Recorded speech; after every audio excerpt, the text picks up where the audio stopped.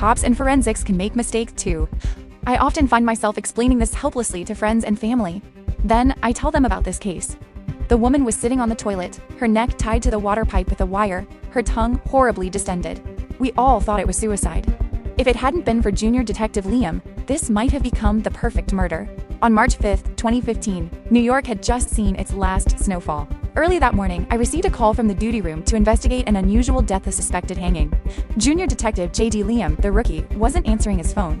I knocked for half an hour before he grudgingly opened the door, his hair a mess like a bird's nest. Liam is from the South. Usually I lead him on cases. He doesn't drink or smoke.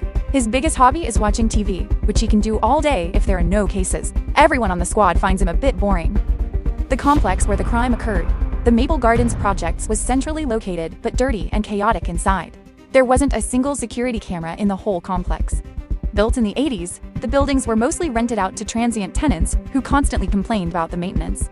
Management countered, "You people don't pay your maintenance fees." A tenant rep immediately shot back, "Why should we pay for this slum-level service?"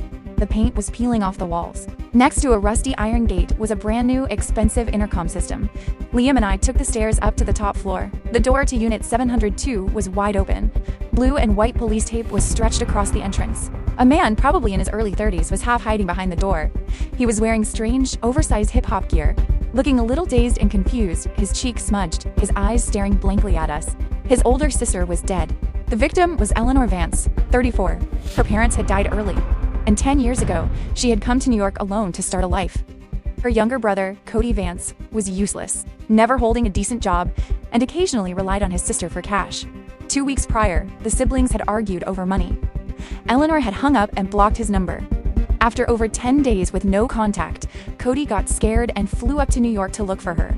He only knew his sister's shipping address was in this complex, not the unit number, so he called the police. No one answered the door.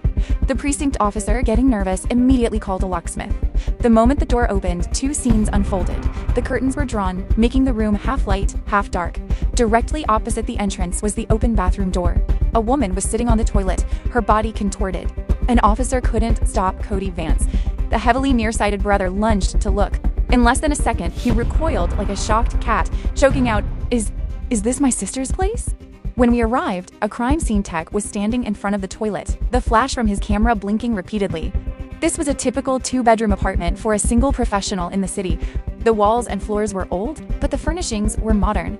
Under the table was half a carton of milk, and the fridge held 6 cans of cheap domestic beer.